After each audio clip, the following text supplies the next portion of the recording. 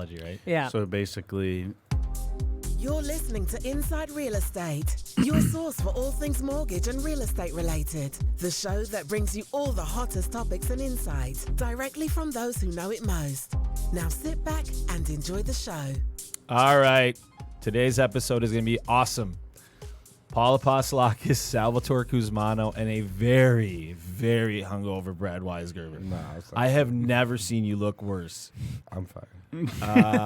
What's up, everyone? We are Inside Real Estate, where we bring you, professionals in the industry to talk about their craft. Today we have an Inside Real Estate all-star. He is the third most listened to podcast in the history of Inside Real Estate, behind some, I think it was Bob Walters of Quicken Loans, Matt Ishbia, and then it's Dylan Tent. So congratulations, Dylan. I'm the second loser. That's a good way to look at it. Or you could say I'm in good company. Jesus Christ. We're on the podium. Yeah, there you go. So, Dylan, thank you so much for coming back on the show. Obviously, you're with Sotheby's. You've been on the show before. Anybody that wants to learn a lot about his beginnings and his story, obviously go back to the old show, because I don't have to rehash all that. Dylan, just to give the audience some perspective real quick, he does a lot of great work. He's known as the Helicopter Realtor. He does some amazing stuff on social. He's really utilized social and Instagram to boost his brand. And he deals primarily, and not primarily, but he does a lot of higher-end business, which is a lot of people don't. It's a smaller community of people that do that and do it well, right? So one person might get $1 million listing here or there, but you get quite a few. So, and I've seen your videos, and you've done a really good job. So kudos to you, man. And I know you're building some stuff over there on your team too as well, right? Thank you so much. I appreciate that. Yeah, we've been having fun this year. Yeah, it's been a good year for you. You look fantastic as always. Very, very. I shake weight. You shake. That's awesome, actually. God, I bet you'd be a great shake weight. Person. Of course. Yeah. Brad, can we just talk about you for one before we get to Dylan? I do not shake weight. You don't. You shake. I shake. You jiggle. I shake my weight. it did look like you shake weighted into your eyes all night. Just so the audience understands, last night, Brad, it's 11:30, I think it was, and I was, in bed trying to get some sleep. Or 11. You were not. I was. That's what I do. And Brad's like, "Hey, man, I just gotta tell you, man, I love you, man. I love you." And I'm like, "Are you drunk?" And then he sends me a picture of a bottle of Angel's Envy rye, and it was half empty, and I can see that you actually drank. So you're not a half full guy; you're a half empty guy. It was for Angel's Envy for sure. Okay. Yeah, you don't want that to be half empty because it's almost gone. So how you feeling, man? Tell the audience how you feel. I feel great. You don't look great. Dude.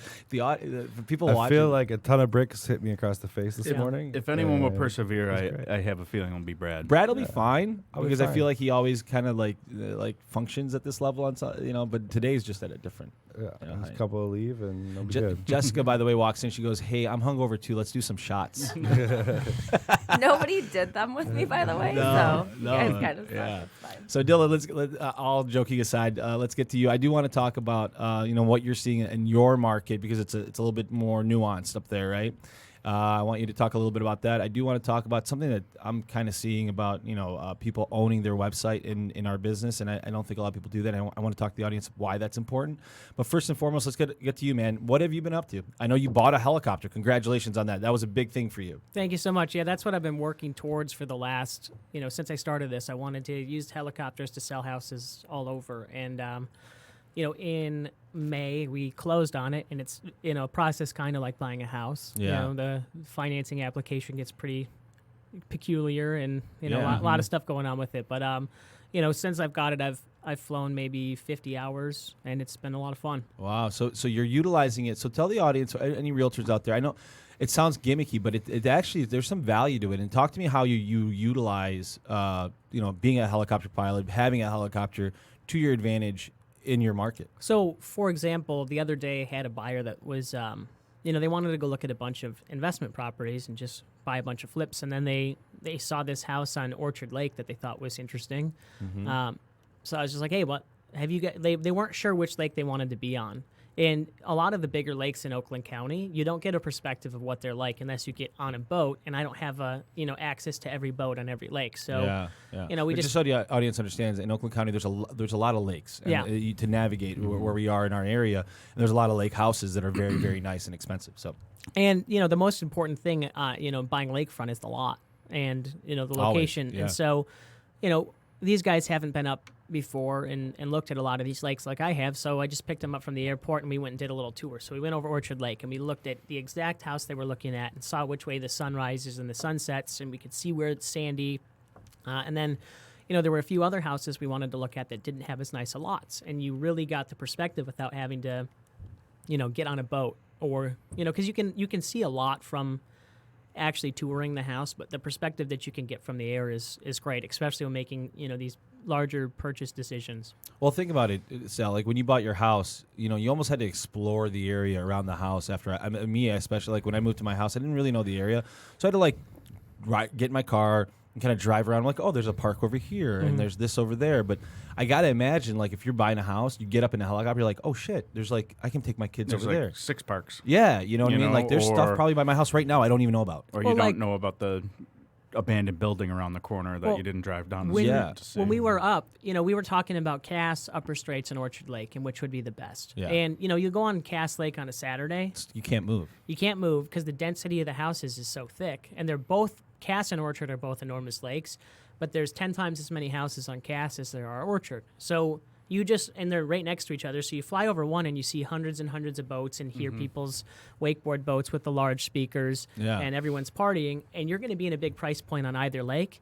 And if you can get on Orchard Lake, which I think is a little bit maybe more premier, you go over there and you see half as many boats. Yeah. And the home density, the lots are twice the size or bigger. And, it's an 800-acre lake. So you've got all these amazing homes, but it's not busy. And that was kind of what we determined there on where we wanted to be. And then yeah, it's funny. It's like it all depends on what you want. You might have someone be like, "I want that. I want to party on that lake," right? Yeah. Or you might have someone say, "I want the exclusivity of having the Orchard Lake," right? That's interesting. So here's another thing I think about. There's a cost associated with this, right? Yeah. It's not free to own a helicopter. It's not free to fly 50 hours. It's not free to take someone up there. So some people might look at it and be like, "Wow, the cost involved, and he's doing all this. Like, well, how does that make financial sense to do that?" So talk to me about how your brain works when you think about like the cost of business. Well, the more I fly, the less expensive it is because my insurance is a fixed cost. It's $12,000 every year. Wow. So if I fly 1 hour, I'm going to pay that. Or if I fly 50 or 100 or 200, the goal is 200 to 300 hours a year. And I try to make every flight be something that might generate a sale or a referral. Yeah. And so right now I'm going through past clients and taking people up that I've promised rides to because, before I was renting and it's a lot more expensive to rent than when you own it. Yeah. So I'm kind of running back through my people and just taking them all up and showing them a fun time. Hold on a second. You're breathing into the mic. My bad. Yeah, I was like, that's Brad is like I think he fell asleep. Well, so I've had boats, and you only have a certain amount of time. You could fly in the winter, I assume, right? Yep. Depending on conditions. But, you know, with the boat, too, it's like, all right, the slip is this much, the insurance is this much, the variable expenses are gas and repairs, essentially, right? Yeah. So get the most out of it. Well, and that's where, when you're working in these larger price points, even if you have to do 20 or 30 flights to get somebody into something, you're still, positive. I mean, we're not gonna go take it up to show houses in a high density area and a low price point. You're not going to show my house. You wouldn't get the benefit out of Right. it. But after we close, we'll go and fly over the city or fly over the house and things like that. But and what's the cost of business when it's probably what you like doing the most, anyways, right? well, I don't have a price point that I really. Well, I mean, I'm just saying, like, For does it you, even matter if yeah. you were showing houses? You like you'd flying, want to fly Yeah. right? anyway, right? So And- it complements itself. Well, it's allowed me to increase my reach too, because the other day I had an appointment in St. Clair, and it was during rush hour, and it wasn't that there was some big house that I had to go to, but I didn't have the time to get there, and people want you to be available to go show stuff. So I took an hour and a half drive and turned it into a 12-minute flight. The buyers picked me up from the airport because it was down the street. We went and showed the house, and they were like, "We've never been up before. Like, we'd love to go." And they won't stop talking about it because we went and took them around and flew them over the house they were just looking at. And you make somebody's day, and they'll never forget it. So Yeah, I mean, think about that emotional experience you have, and like the That's connection. making you a get. buyer sticky. Not only that, you But- create a relationship because first of all, fun. they're trusting you with their life. Yeah. That's pretty big, and you're captive in a situation where they're having an emotional experience. They get off that helicopter and they're like, "Man, that guy's amazing. I love him. Like I love what he did. Like, and it becomes this whole thing. And some people look at the way. So you think abundance, which I like. A lot of people don't think abundance. They think scarcity. Yeah. I can't afford to do this because I'm not going to get the return immediately, whatever it may be. But if you believe in like there's all this like opportunity, then it's a lot easier to spend money or do these things because you believe that in abundance, right? Agreed. So for anybody listening out there, I just think living in abundance, like being a penny pincher and worried about your bottom line and all that stuff, that's for Brad to do. But like if you live in abundance, like just spend it and you'll get it. Well, internally, I think Brad is also living in an abundance mindset when it comes to buying toys. He has. Yeah, but by the way, he has yet to say a word. It's okay. I said I'm sorry. Your mic's not even on anymore. because you're breathing in it. Hello. Oh, there you go. Hello. So, yeah, it is interesting. What's the range on that thing? Like 350, 400 miles? Yeah, about that. In nautical miles, which is 1.15 miles. So 300 nautical miles, it's like Chicago. 345 miles. Yeah, you'd get to Chicago. You can get to Mackinac without fueling, but there's no fuel on Mackinac. And So it's sketchy. Yeah, Michigan's like a perfect state to fly a helicopter because you can fly until you run into water, and then you got to go get gas. So you're landing in what, like Gaylord or something area? There's and an then airport refueling? in Sheboygan. So if you look at the map, there's hundreds of airports in Michigan with fuel. there's lots and of so them, the other day, two guys. What's the cost of fuel per gallon? So it's about $5 to $6 a gallon. It burns 16 gallons an hour, and that depends on how hard you fly it too. Like if you're if you got 4 people in there and it's full of fuel and it's hot. So it's $1,000 to go up, No, not necessarily. depending where you go. Yeah, it's about $250 an hour. Okay. It's not bad. Okay. And that's so not bad, yeah. like the other day, it took these 2 guys. They bought done a bunch of transactions with me, and they're both big golfers. So we flew up to Arcadia Bluffs and played golf that afternoon. Man, are you serious? And we woke up at 5 a.m. and went up there, and it was like so fun. Dude, let's Came do back that. by like Yeah. 3 p.m. Yeah, and then we did that at Forest Dunes as well. Forest Dunes is like an hour and 6-minute flight, and they let us land right next to the clubhouse. And so we woke up at 6:30 in the morning. Next time you do that, I want to be in that group. Dude, that's Let's fucking do- awesome. you That's know, awesome. That is really awesome. Do you have to have like a flight plan or anything when you go before you can go up? No, because we're flying visual flight rules. So if you're in controlled airspace, you're going to need to be talking to somebody. So if you're flying through Flint's airspace, or you're flying through Detroit, you're flying through Pontiac Airport, you're going to have to talk to the control tower. But that's only like a 4 to 6 mile radius around that airport. So when I went up to Arcadia Bluffs, legally I could have flown all the way there without talking on the radio once. But as you fly by these small airports, you get on the radio frequency to make sure nobody's flying in the same area, and you just say, "Hey, we're passing you guys, south to north at 500 feet." Yeah. And we fly lower than airplanes. Right. And we fly higher than drones. So if everybody's doing what they're supposed to do, you shouldn't run into anybody except another helicopter, and there's not that many of them. Not all I drones. have a new friend. Not all drones. Salvatore. If everybody's doing what they're Yeah, supposed it's to like do. 400 meters max or whatever. And Yeah. I'm turn just like the 400 regulator feet. off. Or 400 feet max. I just turn it off and take that boy up. Yeah, well, 1,800 Well, feet. yeah, I'm but sure- people do that. now I probably won't. People do that near Pontiac Airport, and the FAA will find you, and Yeah. they'll have a bad day. Yeah, well, drones are a big issue because we can talk about For that the later, record, but I yeah. didn't do that. Well, when we went and watched the Detroit fireworks Yeah. downtown Yeah. at the best view you could ever see a fireworks show, because we were 1,000 feet away from them at eye level, Oh my God. and there's a bunch of drones flying illegally around there, and Yeah. they have lights on them, but it's nighttime and it's smoky, and Dude, so one of those things hits your rotor. you're gonna be fucked. You're fucked. That's not good, right? So you have to kind of keep your head on Damn. a swivel. So Yeah. All right, so I'm going to keep mine yeah. legal limit. there you Keep go. it at the You just legal- changed. The, Although, if a helicopter or plane is flying where I'm flying it at that height, they're in bigger trouble. Yeah. Yeah. That's Because, true. I mean, Yeah. I'm like, Well, we can, so legally, like 500 feet is like the lowest you really should fly in a helicopter. We stick 500 to 1,000, and it's but you can fly as low as you want as long as you wouldn't cause harm to people or property on the ground. And next week in helicopter talk. Yeah. So let's move on a little bit to the market, because Yeah. you are in a market that a lot of people don't live in, right? Because it's a smaller community of people that. So tell me what you're seeing, because everybody's talking about the downturn and slowdown, and the market's kind of shifting a little bit. And from what we're seeing, there's a little bit more weakness in that price point, which is.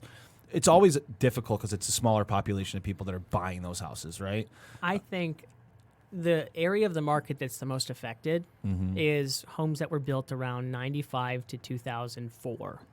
In that price point. They're not old enough yet to where they need to be gutted, Yep. but they're not to people's tastes, and people want to buy new. And if they're spending that much money, why would I buy something I'm not in love with? We have people that they have more money into their house than the current market value. Yeah. People that are building new construction would have to spend more to get the same. Yep. And so these guys go, okay, well, if we go off new construction prices, my house is worth X, Y, Z, and it's really, truly above the market for their home. And I wrote a deal in Clarkston the other day. They had $1.7 million into the house. Yeah. It looked like it was brand new, barely aged, and we bought it under $1 million. And it wasn't because it wasn't worth it, but that market up there just didn't dictate the sales price on what these guys had into their houses. That happens a lot at the higher end because they have the money to do these things, and it outpaces the area market value. And so like that product that's like original, even if it's kept immaculately, that original product that might have been, perfect when it came out, these people have kept it up immaculately. They're kind of struggling at some points, especially if the finishes are dated for today's buyer that wants the white kitchen and the gray walls and the white trim. So that's kind of where I see things slowing. But new construction, it's selling like crazy. It is still. Well, it's almost, it's like buying a Custom suit. Or like an S-Class, right? Yeah. It's like, hey, I got a 2 or 3 year old S-Class. We've done all this. We put, new wheels, whatever on it. You're not going to get the price of the new construction. Yeah, exactly. And that's like, I always try to compare it. Like when people make a custom home, it's custom to them. That's the thing. We have a listing in our office right now that one of my associates signed, and I went and met with the sellers yesterday. And the home is 15,000 square feet. It's on 5 acres. Got a beautiful pool, finished basement, elevator, and the inside looks like it's straight out of the 80s. Right. And they're like, this house should be a $5 million house. Well, we're listed under 3, and I don't know that it's going to sell for anywhere near. No, because because when people build custom, it's custom to them. They don't think of resale, right? Well, let's say you have a 14,000 square foot house. That's huge, man. Okay. It's 14,000 square feet to update. It's not like it's not like, okay, I just got to do the bungalow, kitchen and right. do it was a very specific home. Like just the trim alone through that whole house is like thousands upon thousands because it's so much trim, right? And just think about that, just changing trim. Yep. Right? Well, and the entire home is covered in wallpaper, and I'm like, oh, that's awesome. So I was like, 14,000 square feet of wallpaper. So I was like, it costs. They're talking about, well, somebody puts 100,000 into this thing, it'll be in great shape, and I'm like, you won't take the wallpaper down and repaint for 100,000. That's and how much like, it'll cost. Yes. They're like, you don't know anything about painting, and it's like, man, this is. So talk to me about those tough conversations because that's got to be interesting because a lot of people go into it's crazy. That's the biggest thing that I see. Like the most common thing, it's like the only person to blame when a house isn't selling is the agent, right? Because they didn't price it right. Well, and that's the thing. A lot of these people have much more into them than we're listed at. Yeah. Mm-hmm. And we're looking at, okay, I know that we do a great job marketing. Yeah. So at the end of the day, it always comes back to the price where, you've built something custom. It was for you. Unless somebody else wants the exact same thing as you, that's where your buyer is that's paying full price. Right. But your job is to mitigate the loss as best you can, essentially, in those situations. So do they ever put more into it? All right, fuck it, we'll spend, actually, $80K on, doing this or whatever. I had a property in Metamora that I sold, and another agent had it for a while, and we took it over, and we sold it really quickly. But they go, we'll do whatever it takes to sell this house. We need to get, X, Y, Z. And so we went through the house and evaluated it, and the master bedroom had, a pink pink bathtub with gold handles, like really, really dated looking, carpet everywhere. In the bathroom. It's hot. It shared one vanity, and we're in the $1 million price point. Everything else about the house was sick.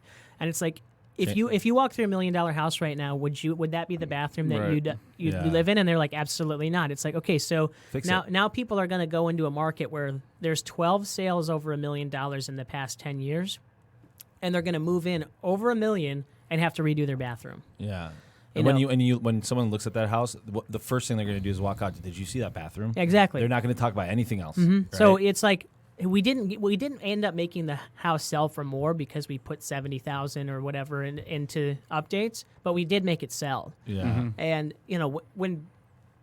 and then the other thing I think people struggle with is they go, well, if somebody really wants this place, they can just make me an offer. And I find that about 1 in 15 people are actually willing to make an offer that somebody might consider insulting. Yeah, that's the thing. They don't want to insult, right? Yeah, so when it gets to pricing, they're like, well, then these people would just make offers, and it's like that's the biggest struggle. It's like we need to get to a price point where it looks attractive, and then we have nobody to negotiate with. Let's be honest, with. You've got $1.5 million that you're willing to spend on a house, Mm-hmm. right? It's like buying, but it's not the only house. Well, so it's kind of like, why would I do that? Unless like it checks all their boxes. Mm-hmm. Obviously, that's going to happen, but there's. Especially at that price point, I'm sure the people are very indecisive to a degree. Well, and let's assume you're getting a mortgage. I know a lot of times there's cash in these price points, but if you're getting a mortgage to buy $1 million house, and then it's not going to, well, if it doesn't check off your boxes, you've just put 20% down, wrote the biggest check of your life, and any of these modifications are going to come close to what you spent on the down payment. Yeah. Right. And then if the market value in that area isn't. It's already at already this level, capped, and now you're up here. Yeah. That's where I see a lot of. You know what I see a lot of people do in that price point? Actually, all price points right now is people are trying to buy listings, right? You'll get an agent come in and just, because it's competitive. Yeah. Come in, tell me what you can do. And they're probably interviewing different agents, and the guy's going to come in and be like, well, I know it's not worth this much, but if I really want this listing, I'll deal with it later. I'll do a reduction, right? Which is the worst advice as a seller to you got to listen to your counsel. And if you have a good agent, the good agent is actually going to tell you it's worth less. Yeah. Because if it's worth less and they tell you, they're doing right by you. If they just tell you what you want to hear in that price point, any price point, it's doing you an injustice. And unfortunately, sellers a lot of times want the bigger number, even if it isn't reality. Well, what I would recommend on anybody listening on a listing presentation, instead of focusing on the price of the house and the comps, you got to focus on the marketing. And that's where we have, if somebody wants to overprice their house, I'll say, fine, we'll do it. But here's the thing. Before we do that, I want to take you out on a Sunday, and we're going to look at every house in that price category that's for sale, and then we're going to bring up on a big screen and show them every house that is sold, and compare picture by picture, one by one, all the way through, and go, are we better or worse? And after people have walked through all the inventory, then you can, because in my opinion, the buyers are the most savvy because they've walked through all available inventory. Right. Within 10 seconds, they know if this is a bad lot, a good lot, if it's a great exterior, if it's great landscaping, if the condition of the floors are awesome. Because I haven't walked through every house. Right. So the buyer's ready to spend more than $1 million on a house. Yeah. Right? They're looking at houses. They're looking at them all. So when we focus on our listing presentation, it's completely about, what is Sotheby's offer that the other brokerages don't in the luxury price point? And it's a lot. So I always hit that stuff. What am I going to do that other agents won't? How can we position this best so it appears well online? Because that's, I think that I can create more exposure online than any other agent around. And then from there, then we can talk about the price. But you want to focus on the value you add rather than just, your house is worth this. Because I think, when people go on to a listing presentation, most of them bring like a couple pieces of paper with some comps on it. Yep. And they just talk about the comps, and there's no visual. They're just numbers on paper. And right? what we bring to an appointment is something that you keep on your coffee table for a year, and you're hoping that even if this house doesn't sell, that's sitting on their table, and they are going to brag about you because even if you did a good job, you're hoping that you did a good enough job that even if the house didn't sell, you still would maintain the relationship. Because some people, they know I won't sell it for less than this, and it's like, well, then we'll keep it here, and if you're fine staying here for a couple of years, then that's fine too. That's interesting. So talk to me about you. I mean, obviously your social is a big part of what you do. I mean, you've done a really good job. You make really really good, interesting videos. I know you've utilized Instagram quite a bit, right? Yeah. And you're like really big on Instagram. Talk to me how that has translated, because I don't personally, being a little bit older, I'm 39 years old. Instagram came out a little, I'm not totally well versed on it. I think a lot of people out there that are around my age, maybe a little bit older, don't utilize it that much. Why Instagram? Why was that the platform that you kind of focused on? Well, and what I think where I think people make mistakes on Instagram is they'll make everything look like advertisements. So their content has text on it. If you break it down, what is Instagram to you? It's pictures. It's pictures. It's a photo sharing app. Yeah. So the visuals need to be really important. Yeah. Because people will spend a lot of money on all this great content, and then the cover picture will look terrible of the house, and when somebody looks at your profile that doesn't know you, and all of the pictures look like crap, they're not going to hit the follow button. Right.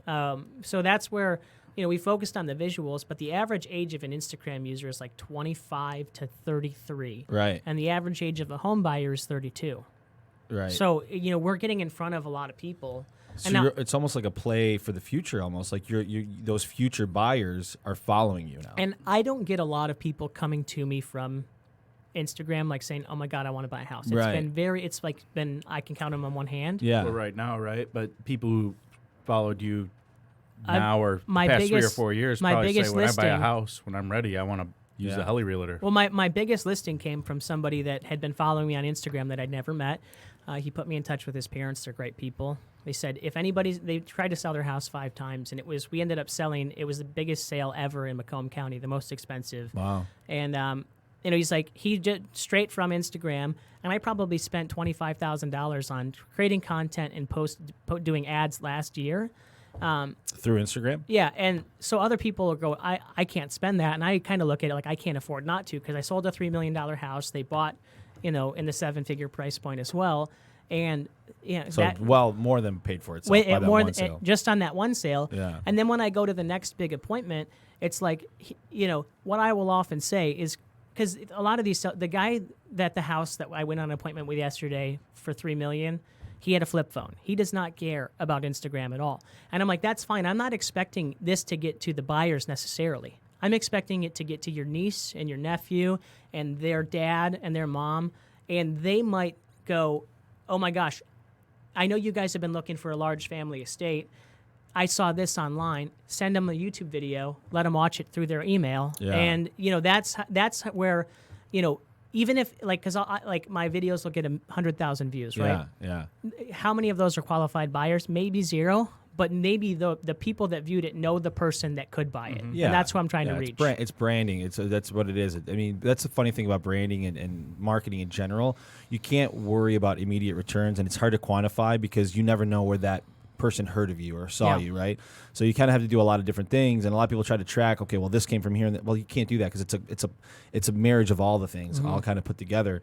So talk to me. Are you still doing the videos like you used to do? Because you do some really interesting videos. We just had a really great one out in Heartland. This 40-acre estate that the guy had a 10,000 bottle wine cellar, and so. And with a big estate, we were able to fly in for the video, and then the guy had a shooting range, so we're shooting guns and throwing axes, and it's got like this amazing movie theater. Instead of just showing the theater, you get a look at the screen, and then you get a look at I co-listed it with one of my partners at work, and you look back at us, and we're sitting there, we're like laughing our heads off at something on the movie, and popcorn spilling everywhere, and it's like we're trying to give the image of what it's going to be like to live there, and highlight the features without making it too cheesy. The cheese fat, but it's funny because you do go over the top sometimes, but it's so good, it's so well done. So I appreciate that.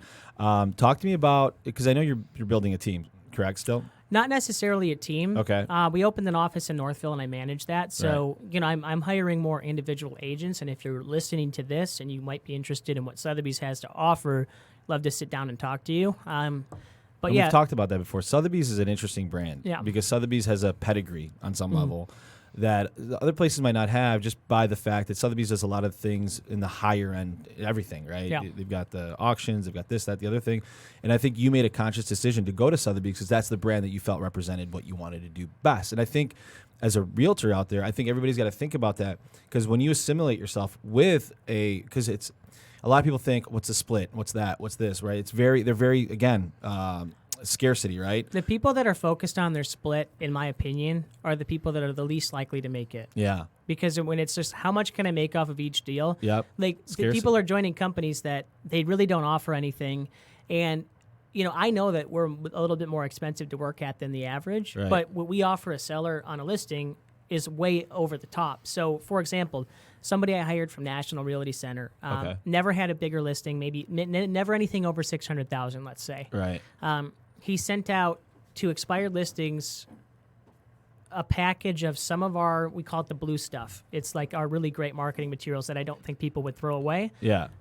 He has 2 listings over $2 million in his first 6 months working with us, from sending out a package that we bring to every listing presentation, Yeah. and then 3 hand-signed cards to follow up. Yeah. And, it wasn't like he had this huge pedigree of big luxury sales.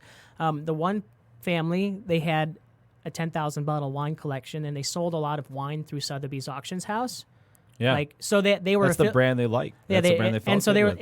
and it also, makes it so you don't have to work in the same area, because people are just happy that you would travel to them and they get the marketing. Even if the office is in Birmingham, we'll get listings in Howell, Yeah. we'll get listings in Yeah, Grosse yeah. Pointe, Romeo. They don't care that you're not a local. They go, we want this international exposure, and it's not going to cost us any more than hiring, Right. one of these maybe more discount brokerages or things like that. And we see this in our business, but I just think in general, this is what happens. Like, I'm going to go work at this place because they give me a better commission or whatever it is. But ultimately, if you really want to be successful, in my opinion, especially, you need to find the brand that fits who you are. Right? It's not like we have a guy that came over. I mean, he's done really well. And the last place he was at, his team was great, but they didn't have the same kind of brand that potentially we had, right? But it was just he just fit. He came over to our team, and he just fits our brand. I think I know who you're talking Yeah, about.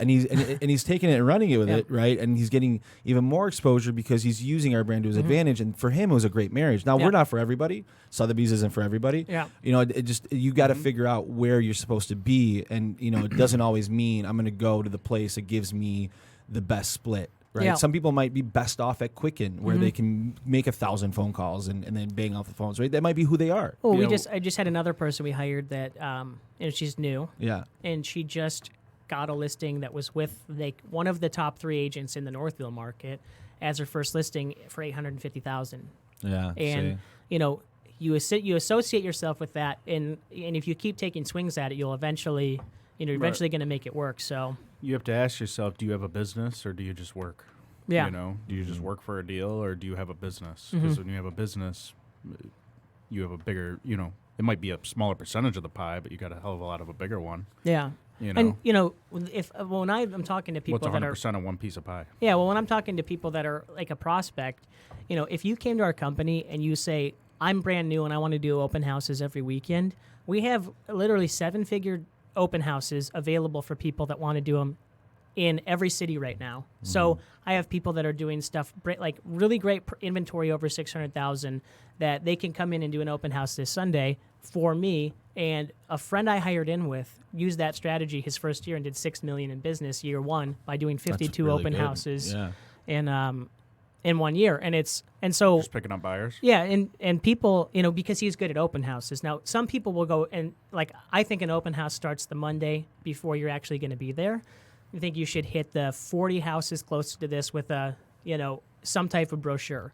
And then you're going to do a Facebook ad. You're going to create an event. You're posting it on Instagram. You're inviting your sphere of influence to your open house. Even if it's not a house for them, they're going to see you associated with real estate. So you mean it's not just putting some balloons up and having some cookies? And yeah.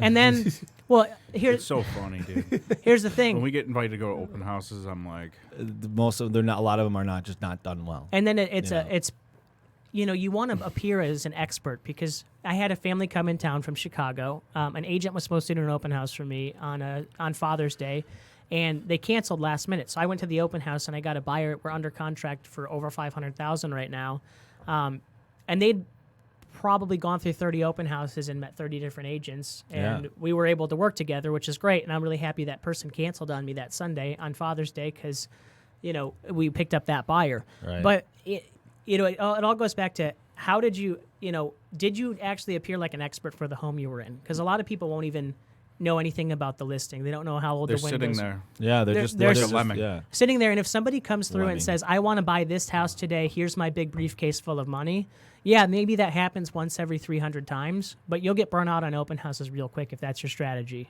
Yeah. Yeah.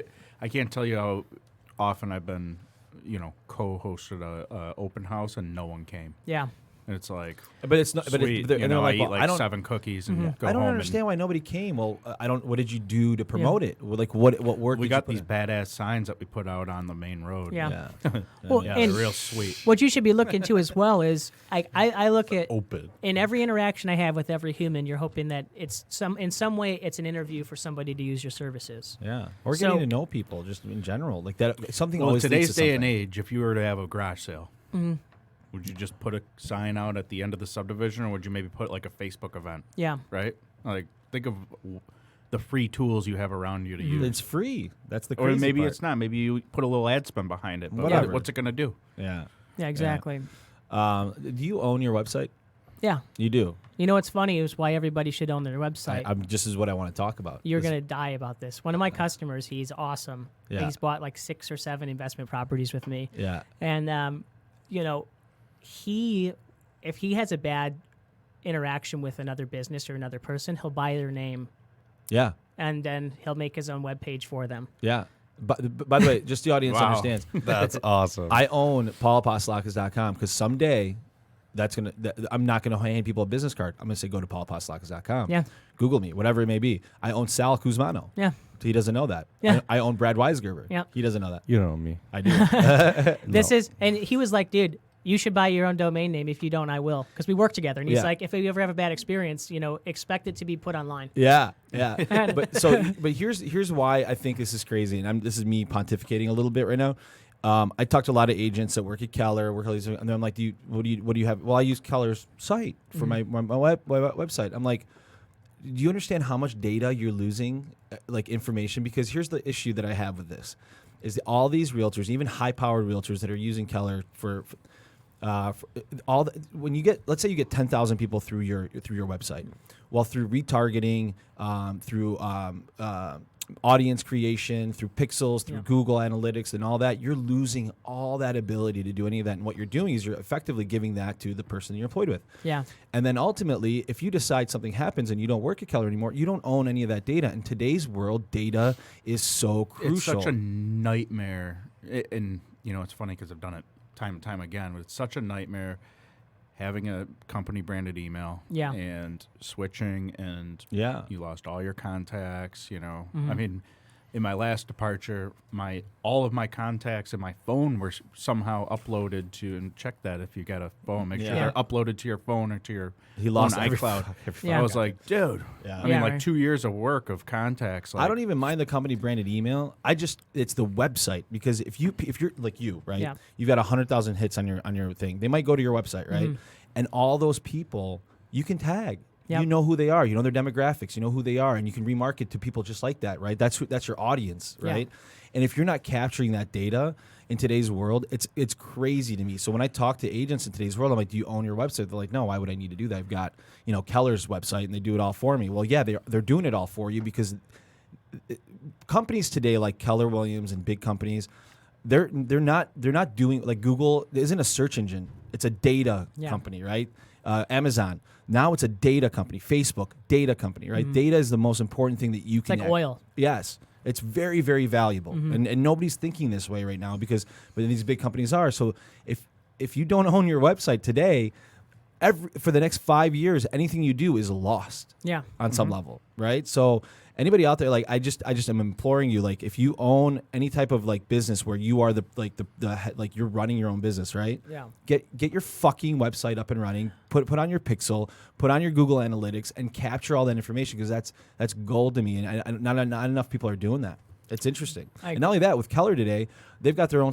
Everything's in house now. Yeah. Keller Williams is capturing every client they write, all that data. They're very smart. They want to keep that person in the system even if the agent leaves. Correct. They own the data. They don't care. They've got hundreds and hundreds of thousands and thousands of agents creating this huge data field for them that they will someday use or sell or do whatever with. Yeah. Right? Agreed. So think about that. So anybody that's working at these companies, don't give away the most important thing.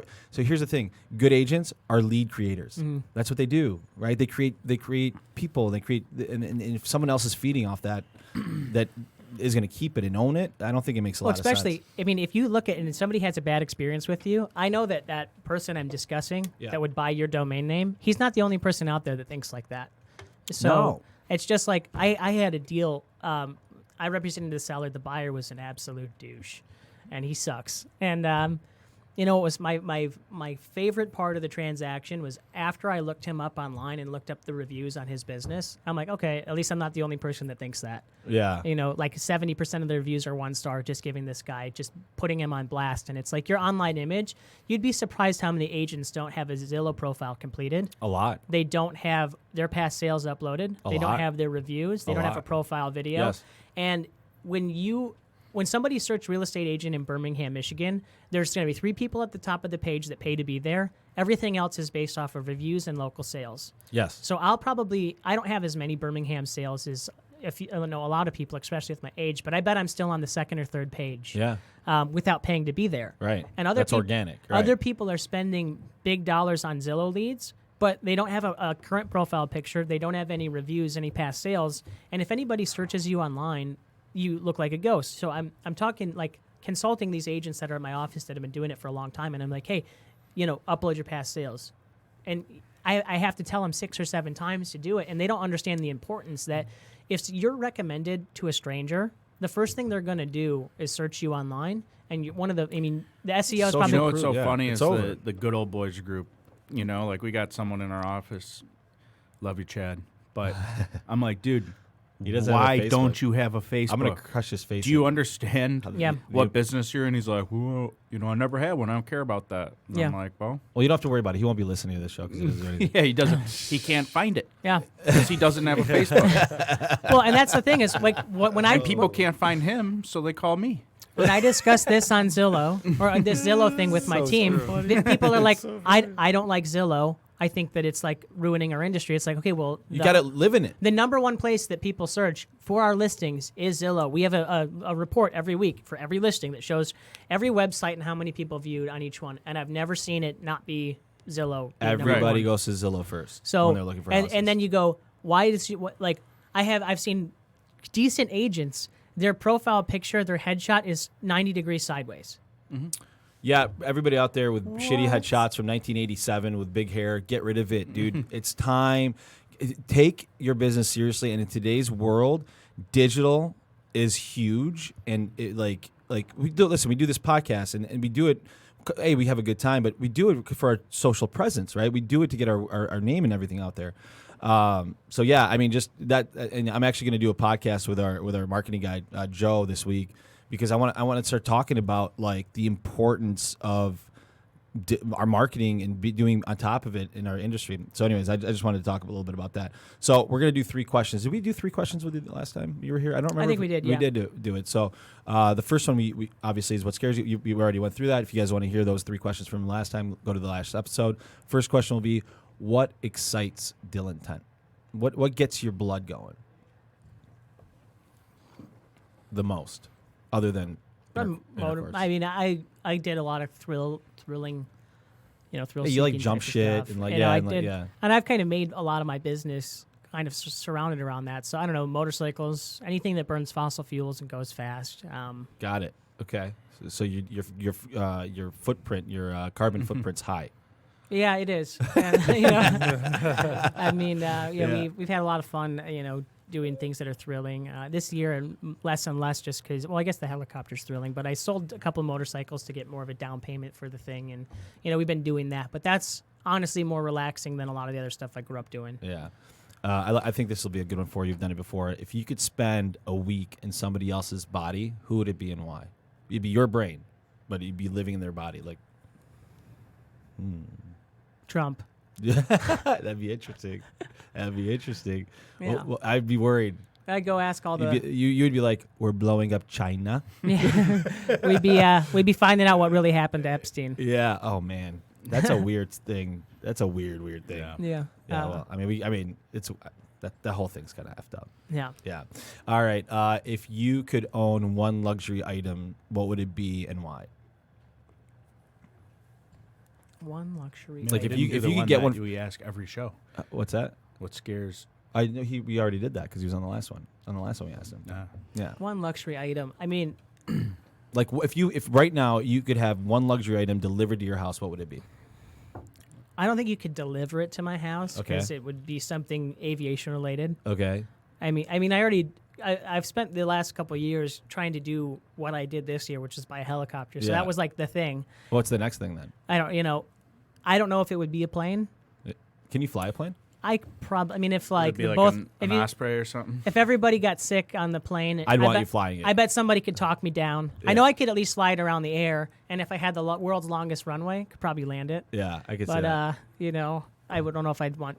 So I don't know. Luxury items. I mean, everybody can sit there and go, "Oh, I want watches, I want cars, and things like that." Yeah. Right now, the next 5 years is focusing on purchasing assets that don't depreciate, like cash flowing assets. I want to get 2 to 3 rental properties a year, and that's like rather than luxuries. That's what I really like. You want to grow your wealth. Yeah, I focused the last 3 years of I'm going to get this helicopter, and then now I want to spend all of my earned income to purchase passive income investments, Airbnbs, and things like that.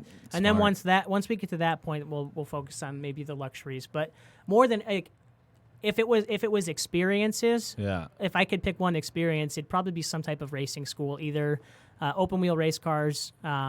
Rally racing, some type of superbike event, or maybe flying in a fighter jet that would be an experience I'd really like to do rather than have Flying a fighter jet would be intense. That'd be intense. That would be crazy. I feel like it'd be wild. Real quick, I wanted to ask you this, and I forgot to ask you this. So obviously, a lot of people are talking about the recession right now coming up. What do you feel about that? What are you doing to insulate yourself, and how do you think the real estate market's going to be affected by it? Well, in any recession, it's not like people have to stop moving and buying or selling houses. So it's just figuring out where the most deals are happening. And, I talk about this all the time. Conversations lead to closings. Yeah. So the more conversations that you can have in the market or the price point that the most deals are happening, the more successful you'll be. So, right. Truthfully, I have a lot of investors that, are waiting because everything's so expensive. That's what I'm saying. I think that, more than anything, if I'm trying to build a portfolio and grow my assets, that would be more of an opportunity than a weakness to myself.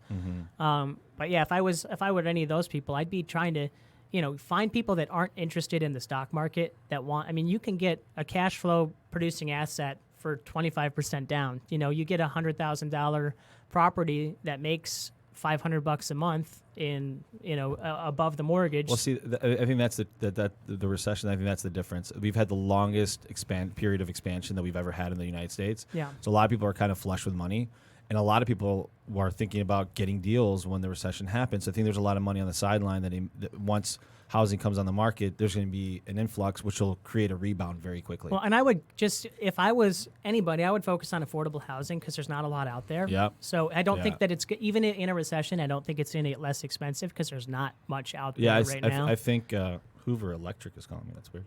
All right. Well, that's it. Did you have anything? Oh, but tell the audience how they can get a hold of you, man. Yeah, just look me up on Instagram. I'd say the easiest way. At Helly Realtor, I like to think of it as kind of a virtual interview. Yeah.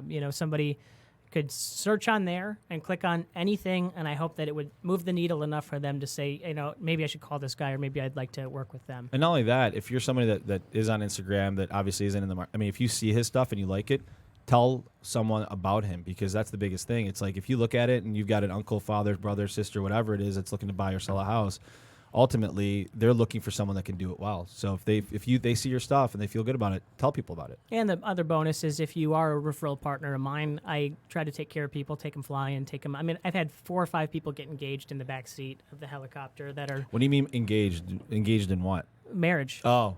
Past clients go up and they do proposal flights. I was thinking something way dirtier. No. You're the entangled. Yeah. All right, man. Thank you so much, Dylan. Obviously, always a pleasure to have you on the show. You're awesome. Anything you want to say before you go? Yeah, there's a lot of people I'd like to thank. A lot of my clients, for supporting me through this journey. My parents have been outstanding. Yeah. I love our owner and our broker, Glenn and Doug. They're great. I'd love to thank my girlfriend, and we just. She's a saint for putting up with you. Well, we just rescued a puppy that she found on Facebook, right?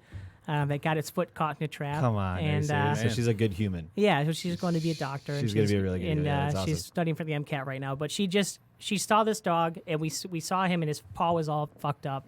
And she drove down to Ohio. We've been nursing him back to health. And I was like, don't get that dog. I don't want that dog. I don't want that dog. Because it's work, right? Because we already have one. Okay. And it's like I live in a small house. And now we have this dog, and it's the cutest thing. And like all it does is wants to rest his head on you while it sleeps. Now you're in love. And it's Now you're in love. Yeah. It's even like last night we were up till 1 a.m. because it had to go get its bandage changed. And I was like, I will drop you off at a Chinese restaurant. You'll be Kung Pao chicken. But then, like, then it comes and falls asleep with its head on me. And it's like, okay. Over. It's over. Yeah. You, whatever you want. It won me over. It knows it needs to win over. It's already won her over. Yeah. That's awesome. Well, congrats on everything, man, on your success. Keep it up. Really proud of you, man. Let's see if this episode goes to number 1.